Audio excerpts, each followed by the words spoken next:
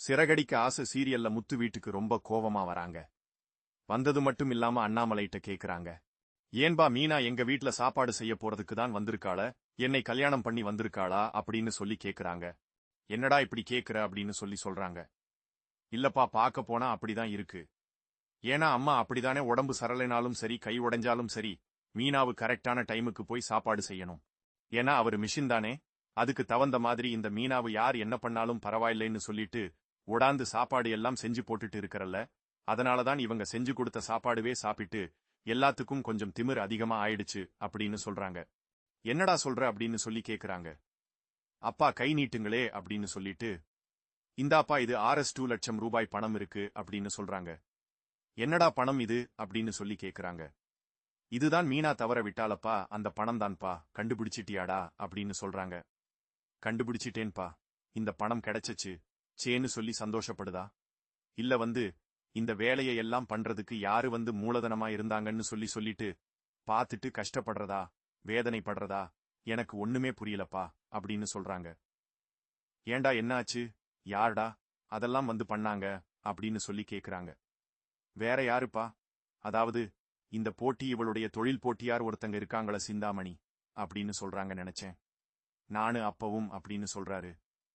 அண்ணாமலப்பா, நீங்க நினைக்க மட்டும்தான் செஞ்சீங்க, ஆனா இங்க இருக்கவங்க சிந்தாமணிக்கு ஐடியா கொடுத்ததே இங்க இருக்கிறவங்க தான்ப்பா அப்படின்னு சொல்றாங்க. யாருடா அப்படின்னு சொல்லி கேக்குறாங்க. அத நான் சொல்றேன் அப்படின்னு சொல்லிட்டு ரவி சொல்ல வரா. அப்ப ஸ்ருதி சொல்றாங்க, இல்ல ரவி, நீ கொஞ்சம் அமைதியாயிரு, நானே சொல்றேன் அப்படின்னு சொல்லிட்டு, ஆங்கிள், இது எல்லாத்துக்கும் காரணம்தான் ஆண்டிதான். எதுக்கு இப்படியெல்லாம் பண்ணிட்டு இருக்காங்க அப்படின்னு சொல்றாங்க. யாரு, விஜயாவா அப்படின்னு சொல்லி கேக்குறாங்க. வேற யாரு, அவங்க தான் பண்ணியிருக்காங்க அப்படின்னு சொல்றாங்க. இத பார்த்துட்டு என்னமா சொல்ற அப்படின்னு சொல்லி கேக்குறப்போ நடந்த விஷயத்தை எல்லாம் சொல்றாங்க. இத கேட்டு எதுக்கு இப்படியெல்லாம் பண்றா அப்படின்னு சொல்லி கேக்குறாங்க. அதான்பா, எனக்கு ஒன்னும் புரியல அப்படின்னு சொல்லிட்டு முத்து ரொம்ப கோவப்பட்டிருக்காங்க. அப்போ விஜயா சத்தம் கேட்டு வெளியில வராங்க. வந்தது மட்டும் இல்லாம, என்ன ஆச்சு, ஏன் என் பேரெல்லாம் சொல்லிட்டு இருக்கீங்க அப்படின்னு சொல்லிட்டு, ஏன் விஜி எப்படிலாம் நீ பண்ணுவியா, நானும் உனக்கெல்லாம் வயசுக்கு மரியாதை கொடுத்துட்டு நீ எல்லாம் இந்த மாதிரிலாம் பண்ண மாட்டேன்னு நினைச்சிட்டு இருந்தேன். ஏதோ கோவத்துல மீனாவை திட்டுறேன் பிடிக்கிறேன்னு நினைச்சிட்டு இருந்த. ஆனா மீனாவ தொழில் போட்டியில யார் எதிரியா இருக்காங்களோ அவங்களோட நீ கை கோர்த்து இப்படியெல்லாம் பண்ணிட்டு இருக்கிறியா, உனக்கு வெக்கமா இல்லையா, வீட்டுக்கு வந்த மருமங்களை இப்படிதான் நீ பண்ணுவியா நீ அப்படின்னு சொல்றாங்க. அப்பா, அவங்க எல்லாம் சொல்லி ஒண்ணும் இல்லப்பா, இனிமேல் மீனா இந்த வீட்ல இருக்கணுமா வேண்டாமாங்கிறத நீங்க தான்ப்பா சொல்லணும் அப்படின்னு சொல்றாங்க. என்னடா சொல்ற அப்படின்னு சொல்லி கேக்குறாங்க. ஆமாப்பா, இல்லப்பா, நானும் மீனாவும் வெளியில போய் கிளம்பி தனி கொடுத்து போலாம்னு இருக்கோம். நீங்களும் எங்களோட வந்திருப்பா, அம்மாவே இந்த வீட்ல இருக்கட்டும். அவ என்ன இந்த வீட்டுக்கு சாப்பாடு செஞ்சு போடுறதுக்கா வந்திருக்கிறா, இல்ல என்ன வேணாலும் சரி, உடம்பு செல்லனாலும் சரி கை உடைஞ்சாலும் சரி கரெக்டான நேரத்துக்கு சாப்பாடு செஞ்சு கொடுக்கணும். பூரத்துக்கு போகக்கூடாது, மண்டப டெக்கரேஷனுக்கு ஆர்டர் எடுக்கக்கூடாது, அவ பெரிய ஆள் ஆயிடக்கூடாது. அது மட்டும் இல்லாம நாங்க ஹால்ல படுத்து தூங்கிட்டு இருக்கிறோமே, எங்களுக்கெல்லாம் ஏதாவது ரூம் கீது கட்டணும் பிடிக்கணும். நாங்க வெளியில இருக்கோமே, அத பத்தி எல்லாம் ஒரு கவலையும் இல்லை. அவளப்பா வேலைக்காரி மாதிரி நடத்திட்டு இருக்காங்க. நான்லாம் இந்த ரூம் வீட்ல இருக்கணும். அப்பப்பா, நான் உங்களுக்காக தான்ப்பா இவ்வளவு தூரம் அட்ஜஸ்ட் பண்ணேன். இவ்வளவு தூரம் அட்ஜஸ்ட் பண்ணதுக்கு அப்புறம் மீனாவோட உயிருக்கு ஏதாவது பிரச்சனை ஆச்சுன்னா நான் என்னப்பா பண்ண முடியும், எனக்கு அவ ரொம்ப முக்கியம்பா அப்படின்னு சொல்றாங்க. என்னடா இவ்வளவோ கோவப்படுற அப்படின்னு சொல்றாங்க.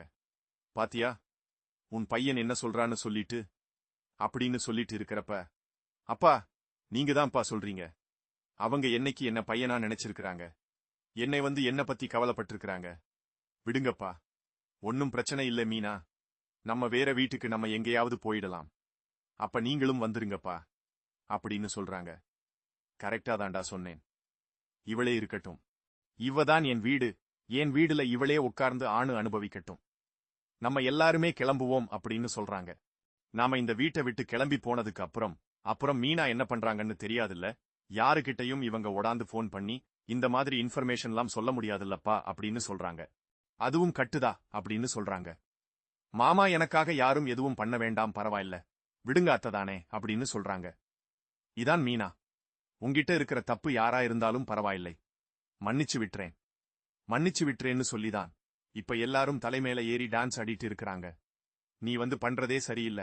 நீ சாப்பாடு எதுக்கு செய்யற? நீ எனக்கு அப்பாக்கு மட்டும் செய், வேற யாருக்கும் இனிமேல செய்யாத அப்படின்னு சொல்றாங்க. என்னடா அப்படின்னு சொல்றாங்க. பின்ன என்ன நேரத்துக்கு சாப்பாடெல்லாம் செய்யணும்? அவ எல்லா வேலையும் முடிச்சிட்டு தான் அவ வேலைய பார்க்க போறா. அப்படி இருக்கிறப்ப கூட எதுக்கு நீங்க இப்படி வந்து வெளியில இருக்கிற போட்டியான ஆளுகிட்ட வந்து நீங்க இப்படிலாம் பண்ணணும் அப்படின்னு சொல்றாங்க. அப்ப எதுவுமே பேசாம நிக்கிறாங்க, பண்ணாம சொல்றாங்க. இங்க பாரு, இனிமேலு நீ எல்லாம் இந்த மாதிரி என்னமோ பண்ணிக்கிட்டு மீனா இருந்தாதானே பண்ணுவேன் அப்படின்னு சொல்றாங்க. இல்ல, அதெல்லாம் பண்ண மாட்டேன். இனிமேல நீங்க வீட்டை விட்டு வெளியில போகாதீங்க அப்படின்னு சொல்றாங்க. இப்போ நான் தான் வீட்டை விட்டு வெளியே போக கூடாதுன்னு நீ நினைக்கிற அதே முத்துவும் போல மீனா போலாம் அதானே அப்படின்னு சொல்றாங்க. அது இல்ல அப்படின்னு சொல்றாங்க. நீ சொல்றது எனக்கு என்னன்னு புரியுது. நீயே இரு, நீயே பண்ணு, முத்து இல்லாத வீட்ல நான் எதுக்கு இருக்கணும் அப்படிங்கிற மாதிரி சொல்லிட்டு இருக்கிறாங்க. இத பார்த்துட்டு இப்ப நான் என்னதான் பண்ணணும்னு நினைக்கிறீங்க அப்படின்னு சொல்லி கேக்குறாங்க. நீ எதுவும் பண்ண வேண்டாம், மீனா கிட்ட நீ மன்னிப்பு கேட்கணும் அப்படின்னு சொல்றாங்க. பூக்கட்ட விட்டல நான் எதுக்கு மன்னிப்பு கேட்கணும் அப்படின்னு சொல்றாங்க. அப்ப நீதானே பண்ண தப்பு. அதாவது இப்ப அவளுக்கு கையில காயமாகி பணத்தையும் இழந்து அவளுக்கு ஆர்டரும் போயிருச்சு அப்படின்னு சொல்றாங்க. அப்ப நீங்க கவலைப்படாதீங்க, ஆர்டரால திரும்ப கிடைச்சிருச்சுப்பா அப்படின்னு சொல்றாங்க. என்னடா சொல்ற அப்படின்னு சொல்றாங்க.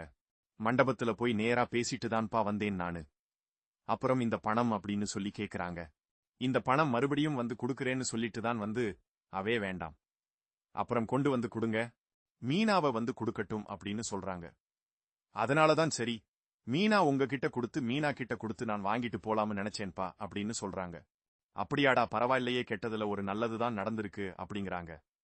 அப்பா, கெட்டதே நடந்திருக்க தேவையே இல்லை, இவங்க பண்ணதுனாலதான் இப்ப கெட்டதே நடந்தது அப்படின்னு சொல்றாங்க. அதுவும் கரெக்ட் தான் அப்படின்னு சொல்றாங்க.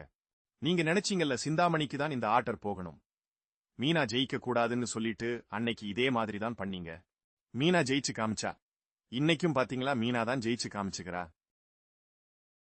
உங்களுக்கு பிடித்தமான சீரியல் ப்ரோமோக்கள், திரை விமர்சனங்கள் மற்றும் சினிமா தகவல்களை தெரிஞ்சுக்க எங்களோட தமிழ் சினிமா சேனலை மறக்காம இப்போதே சப்ஸ்கிரைப் பண்ணுங்க.